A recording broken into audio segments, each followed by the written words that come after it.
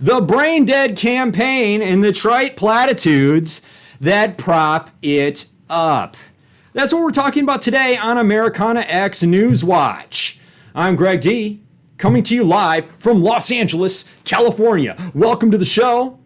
Today on the Newswatch, that's it, guys. We've got to talk about it. Somebody's got to call this out. Somebody's got to talk about it. We've got to cover the brain dead campaign of, you know who I'm talking about. If I were just to say the words, the brain dead campaign, which one of the campaigns would first come to mind? You tell me. At any rate, this is a news commentary show that brings you a common sense perspective to what's going on in this weekly news cycle that we live in that's driven primarily by liberal bias media. It's a show for conservatives that are looking for some insights that reach beyond the sensationalized headlines. If you're liking the content, if you're enjoying the show, consider liking, commenting, and subscribing. Also, share this show out to your friends so we can continue to grow this Christian conservative network to promote a greater America. So, we're talking about the brain dead campaign and the trite platitudes that prop it up. So many examples, even just in this last week, that speak to this. You know, we could cite a number of them. Right now, as it stands, the far left, and subsequently, the whole entire Democratic Party that's getting dragged along by the far left, they are completely falling apart. It's a mess. Whether it's Nancy Pelosi losing her cool on the Wolf Blitzer show, I mean, completely crapping the bed on national television, or whether it's Joe Biden, who cannot remember that he's running for president and not for Senate, or whether it's the rest of the Democrat mainstream and the far left that just can't seem to get their narratives together. You know, all of these are examples just in the last week. I mean, shoot, look at the exchange they had the other night on CNN, you know, Don Lemon and Chris Cuomo. They just were arguing on national television. And I honestly think that it's because they know that the positions that the liberals are taking right now are not actually appealing to more than 51% of the American public. And as a result, they're having a type of existential breakdown about it. Kind of feel bad even making this video, you know, but not bad enough to not make the video. And I think that's important to pay attention to here. Okay, let's get into it. There is something I noticed recently that I don't think many other commentators have been talking enough about. And it's the weakness of the current Democrat platform. And the way that I'm going to kind of point at it, the way that I'm going to kind of illustrate this or put a spotlight on it, so to speak, is I want to talk about the Democrat platform as it plays out in the way its supporters represent that platform, okay? Or the way that they are cheerleaders for their own platform. And how do Democrat supporters do that? How do they illustrate the weakness of their own platform? They do it through signs. Yard signs. Of course, they do it in social media too.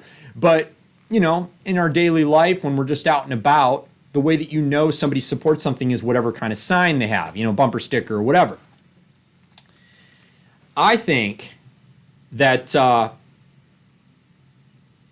one of the really funny ways to kind of like detect like how strong the platform is what people are putting in their yard signs or what they're putting on their cars, like they're writing on their car windows.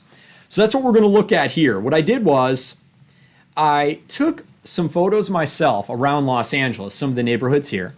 I also collected a few images from online, so there's a little mix of both here that kind of illustrate examples of yard signs and things written in car windows or things hanging in car windows for social justice and other trite liberal platitudes.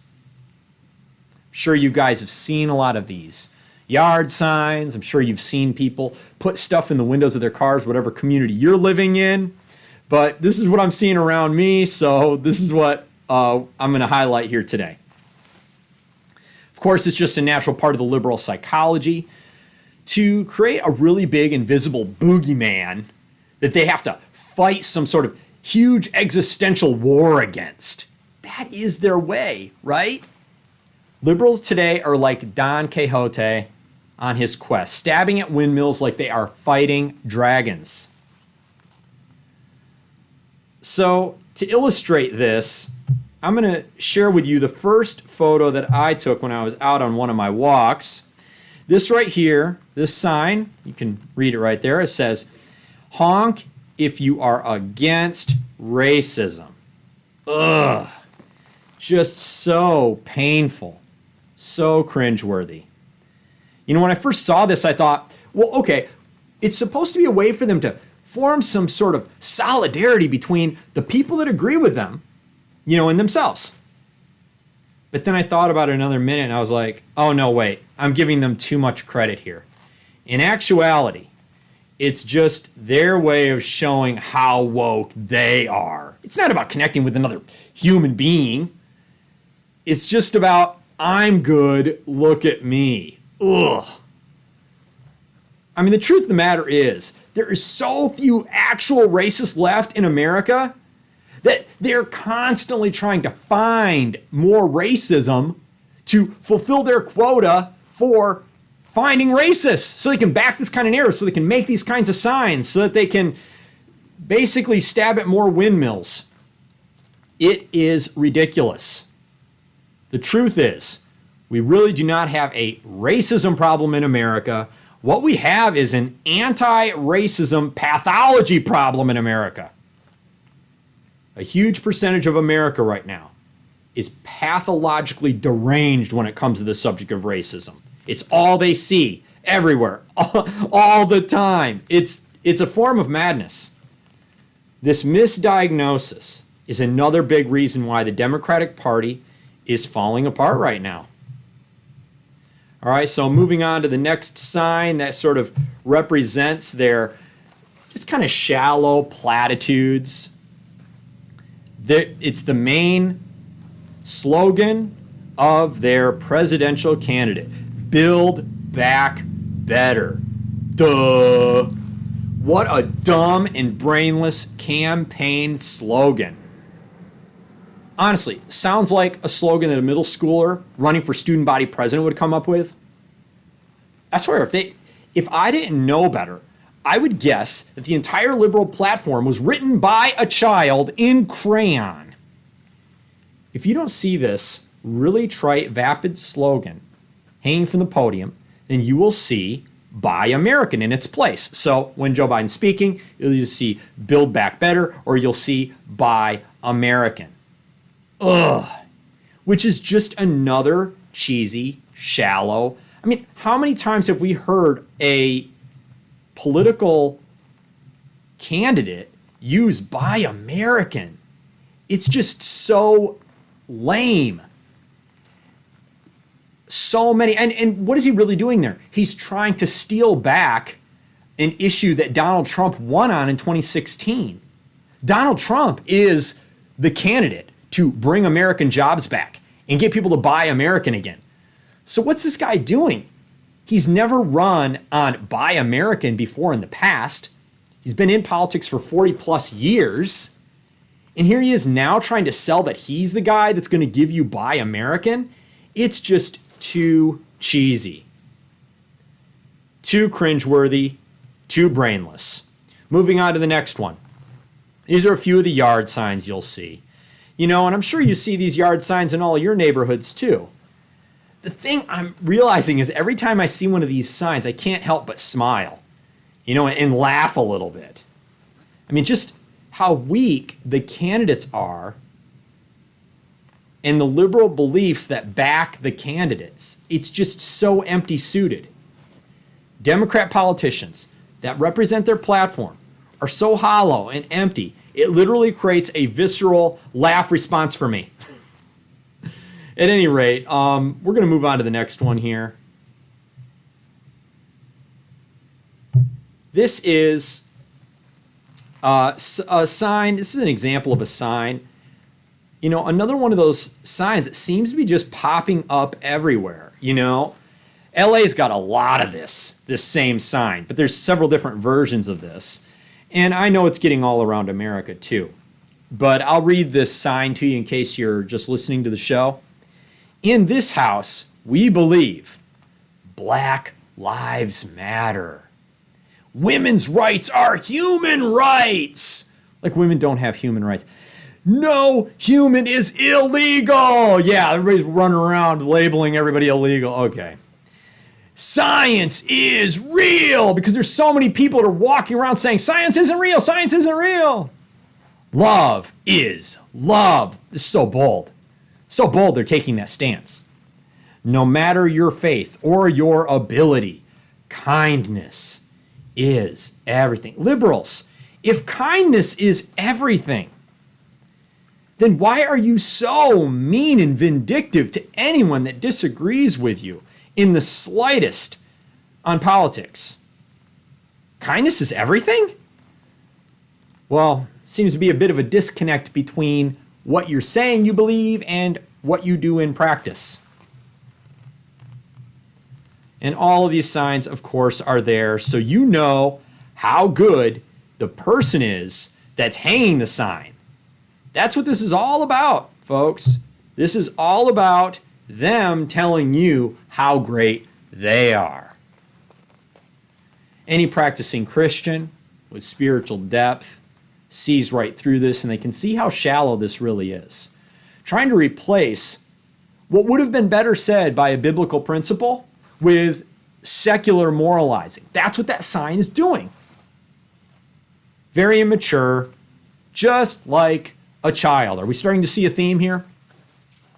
It's clear to me these types of signs are an attempt to replace biblical ways of describing spirituality. In fact, we could take some spiritual values out of the Bible, straight out of Scripture, print a sign, print a poster out of that, and hang that on our gate, and it would be much more effective and less divisive, if you want to use the word divisive, than signs like this. This sign is literally there so that you know they're a liberal and you know they're good because they're a liberal, and it's only speaking to other liberals. To everybody else, it turns them off. Whereas, let's just take an example of one biblical principle, for instance. Christians believe that if they are following God with their life and the Holy Spirit lives in them, a result of the Spirit living in them will show up in their actions. It's called the fruits of the Spirit. What are the fruits of the Spirit? Fruits of the Spirit are love, joy, peace, patience, kindness, goodness, faithfulness, gentleness, and self-control. You could easily make a poster of those words. And guess what? Wouldn't offend anybody, really. Those are all great words that we could all aspire to. You see how that one works already better than their junk. This is another reason why the liberals and the Democrat Party is falling apart right now, because they've been trying to sell a counterfeit for so long now. It's just starting to totally catch up with them. All right. Speaking of childlike, ridiculous political platitudes, this right here, if you're listening, I'll just read this to you. I'll describe the sign to you. The sign that I'm putting on the screen right now is hashtag Black Lives Matter, but it's written clearly in marker in multiple colors by a child. So in one way, it's very sweet. It's like, oh, look, a kid in their arts and crafts time made a Black Lives Matter sign. But, you know, while the Joe Biden signs, those yard signs make me smile and make me laugh. This one right here, for some reason, made me really sad. There's something about indoctrinating our kids, brainwashing our kids with these kinds of lies that come from an organization that is so anti-family. It's so weird, you know, like Black Lives Matter, the organization that's actually really pushing for so much very heavy, liberal, extreme, is something that is being like promoted to our children. So corrupting, so damaging, you know? I mean, literally, parents, I know they think they're doing something great by getting their kids to, you know, take interest in something like this, but this again is just very misguided. Because Black Lives Matter says in their about section, I think they've taken it down off the website now. It doesn't change that they still believe this, but they took it off the website. For a long time, on their about section, it said, we believe in dismantling the nuclear family. Well, an organization that's against dismantling the nuclear family, why would you as a parent want your kid to promote this type of thing? Shallow thinking, blind leading the children. And of all the things that represent the cringiest, shallowest platitudes, I did reserve here at the end of this episode a little moment where I could highlight what we're getting from our celebrity class. I'm sure you guys have seen this stuff. It's been in the news cycle in the last couple of weeks, but I felt like it was worth mentioning again here in this episode. My favorite example is The Rock, Dwayne "The Rock" Johnson. He did like a 7-minute interview, which was just totally cringy. Had all of the trappings of shallow platitudes, you know. When I was thinking about, you know, his endorsement of the Democrat president and vice presidential candidates, I was thinking about the fact that everything he said in the 7-minute interview with them was literally just feel good, gobbledygook. It was just stuff like, we're the good guys and they're the bad guys. There was no talk of policy. There was no talk of anything substantive. It was literally just, I love you guys. I loved meeting you. I loved hanging out with you. It felt so good. I think what they're hoping is like the law of state transference. Like if I'm feeling really good, then you're going to feel really good. And if I'm voting one way, you're going to vote the same way. And it's just very strange. It's almost like I think the whole entire Democrat Party is literally relying on the law of state transference to get people to vote their way. You know, just more word salad nonsense. And then, of course, he ends his interview. I'm going to read a quote from The Rock's interview with them. And this really does kind of encapsulate the whole 7-minute interview. But in a larger way, I think this line encapsulates a lot of the way that liberals think. Open quote, truth and progress through humanity and kindness. Close quote. He thinks this is what we have to aspire to, right? Truth and progress through humanity and kindness. All right, liberals. The party of drumming up fake narratives and stabbing at windmills like they're dragons is going to tell us about truth? Ugh, so painful. And kindness. Once again, there's that word kindness. Come on, you guys. Kindness. At this point, you would think that they would know that they really don't have the market of kindness cornered. I mean, their party literally is burning down cities, committing crime, attempted murder, in some cases full-on murder, in the streets of our cities in the name of their ideology. And yet, here they are talking about they're the party of kindness. Someone needs to tell The Rock that the world has moved on past pithy moralizing and platitudes. Because we have. The world has moved on past this kind of, we're all just going to vote because you made us feel good. If he wants to speak like a pastor, he would be better served saying, hey, everybody, we should adapt trying to live our lives in such a way that reflects the fruits of the Spirit. You know, love, joy, peace, patience, kindness, goodness, faithfulness, gentleness, and self-control. But no, he can't do that because he's got to describe spirituality in liberalese. Truth and progress through humanity and kindness is not a good replacement for the fruits of the Spirit or virtually any biblical passage. Pick any of them. And the runner-up to Rock's video which was my second favorite celebrity, basically giving us more shallow moralizing, good body nonsense speak to try to sway people, is, of course, Mark Ruffalo and his acceptance speech during the Emmys. If you guys watched it the first time,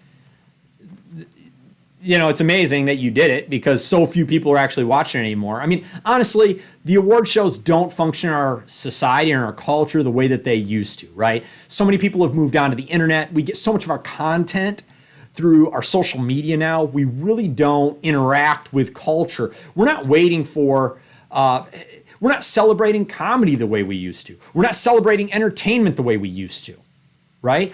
Everything's become political now. Even all of our entertainment, our movies, our television, our sports, everything is getting politics baked into it. And if you happen to be watching a show, for instance, that is at one of these award ceremonies or whatever, that's not packed with politics, doesn't matter. Because when you're watching that show on television, you're going to get the commercials in between the show. And those are going to be packed with politics. So you're getting it all the time. At any rate, celebrities still think that they need to give us their political opinions when they're accepting awards or when they're speaking or going on talk shows. It's just the worst. At any rate, I went ahead, I transcribed Mark Ruffalo's speech here so I could read it to you here. I did actually do this in another video a few weeks ago. I'll leave a link to that in the description of this video too, but I thought it was worth mentioning again here on this video. Okay, so I'm going to read his quote here, and then I'm just going to kind of interject a little bit to give you a little commentary on, you know, yes, of course, in one way he's using some liberal buzzwords, so you know he's a liberal speaking to liberals. But in another way, there's certain moments here in this quote where it sounds like he could be a conservative. And if it weren't for the fact that we already know he's a liberal, he could be making like a conservative speech. At any rate, I'm going to read the quote to you. He says, "We have to come together with love for each other." I think that's a great one. I think we could all agree with that. And if you have privilege, you have to fight for those who are less fortunate and more vulnerable. Okay, so there's our first buzzword right there. Privilege. Ding, ding, ding. Okay, I got my bona fides, everybody. I said the word privilege. We have to fight for those that are less fortunate. Look, there are a lot of conservatives that fight for people that are less fortunate and try to do things for people that are more vulnerable. We just don't hear about their stories as much. They're not pushed in the media as much because they're conservative. You know, there's a lot of Christians that I know that will go on mission trips around the world and try to fight for people that are more vulnerable, that are less fortunate than them, and try to do things to minister to those people around the world. They'll do these little short-term mission trips, and they'll come back with no glory. They won't be virtue signaling on their social media, tell everybody how good they are. They're just simply doing something good to serve other people. But no, we won't hear about that. And that's not who Mark is talking to. He's only talking to other liberals because they're the only ones that can be good, because they're the only ones that talk about being good all the time. Okay, whatever. Anyways, he says, "We are stronger together when we love each other and we respect each other's diversity." All right, fine. Yeah, sure. Diversity, that's your next buzzword. Ding, ding, ding. I'm a liberal, right? Then he goes on to say, "Are we going to be a country of division and hatred?" Yeah, that's what I want to know. Are we going to be a country of division and hatred? And a country for only a certain kind of people? Yeah, are we only going to be a country for a certain kind of people? Or are we going to be one of love and strength? Look, if we're going to be a country of love and strength, as he is imploring us to be, then the liberals are going to have to put down their bats and guns and fireworks and umbrellas in the streets of all of our major cities and stop burning things down and stop trying to destroy our culture. They're the ones that are going to have to stop race baiting and trying to push racism into our culture like it's still a big, big problem. They're the ones that are going to have to stop promoting the defunding of our police and the framing of our police as though they are hunting people in the streets. It is not helping anybody. It's definitely not helping us create love and strength in our country. But Mark has his head stuck in the sand like an ostrich, only speaking to other liberals in his echo chamber. So to him, this means, we need to be a country that's not of division and hate. That's the Republicans in his mind, division and hate. I mean, come on, division and hatred, that is all being stoked by the left. Who's a party that's willing to talk? Who's a party that's trying to censor and keep people quiet and keep people shut down? Who is the one that's really stoking division and hatred? Anyways, I want to finish with his quote here. He goes on to say, and fight for all of us to pursue the American dream. Hold on a second, Mark. Wait a minute here. He just said, and fight for all those to pursue the American dream. That sounds like a conservative speaking to me. If you close your eyes, you could hear Donald Trump saying, we need to fight for people to pursue the American dream. Now, look, if you're going to be a liberal, the American Indian dream, yes, we can fight for that. Okay? But other than that, you got to take the word American out of there. It's got to be something else. It's got to be something new. We're destroying America right now for liberals, okay? And we're going to destroy the country, and we'll install something new, and we'll call it something. The dream will be like the unifying world dream. Come on now. Let's get behind that, Mark Ruffalo. You got to drop this whole American dream talk. Then he goes on to say, life and liberty and love and happiness in this great country. Hold on a second, Mark. Wait a minute.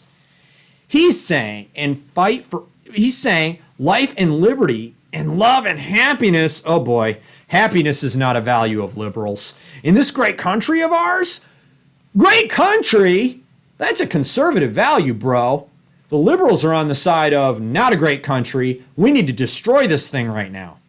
At any rate, he goes on to say, that's what we're facing now, so get out and vote for love and compassion and kindness. There's that word kindness again. Yes, I think we should vote for love, compassion, and kindness. And that is why I am voting for Donald Trump and the Republican Party all the way down the ticket, because they are the only party that actually care about people experiencing compassion and kindness in our culture. The liberals do not actually care about compassion and kindness. They will destroy you at the drop of a hat. And we see it again and again. Cancel culture is real and it's everywhere. And we've even seen it this last week in our social media and examples of Twitter and Facebook shutting down an article they didn't like being shared. This is the kind of madness that runs through the Democrat Party, and it's starting to crack. The facade is cracking. The seams are starting to fray. This is all coming apart on them because they are not paying attention to what has been happening in the real world in the last year or so. They've all just been in their own echo chamber of liberal think with their friends. No common sense, all emotion, no reason or logic. In conclusion, Democrats are literally living in their own imaginary world of invisible boogeymen that they get to create some big straw man out of so that they can rage against that straw man. That's what's going on right now. It used to be rage against the machine, but now the Liberal Party is raging with the machine. And this is what I say. As long as they stay vigilantly committed to chasing after half-truths, lies, and false narratives, their party will continue to crumble. This is because the internet has now enabled average people to grow an audience and to have a voice. And it's going to keep happening. It's going to keep happening. We're going to keep seeing people use these tools to put a more valuable, more authentic, more real, more compassionate, more kind message out there than what the mainstream media, entertainment, and sports figures are offering. Because at the end of the day, the truth is still the truth. No matter how much liberals try to spin it and try to put their focus on some minority issue and blow it out of proportion so it seems like it's much bigger, it doesn't matter. The truth is still going to be the truth, even after they do all that spin job stuff.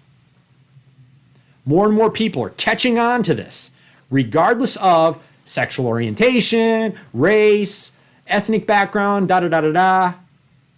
There is a huge backlash that is going on right now, a mass exodus from the Democratic Party. It is going on as we speak. And it's happening just as we're ramping up into the 2020 presidential election. So liberals, maybe it's time to wake up. Maybe it's time to drop the brain dead platitudes that you've propped up your entire party on for the last 30 years and get ready to do 4 years of some soul searching. So in 2024, you can actually put forward a candidate with some semblance of reason and logic based on what's going on, like in the real world, not in your fantasy world. At any rate, guys, that brings us to the end of another episode of Americana X Newswatch. I've been Greg D, coming to you live from Los Angeles, California. Let me know what you guys think in the comments section. Do you agree with my assessment here? Do you agree that we have a party that is literally running a brain dead campaign? Let me know. Otherwise, I will see you guys next week. Have a great weekend. This is Greg D signing out from Americana X Newswatch.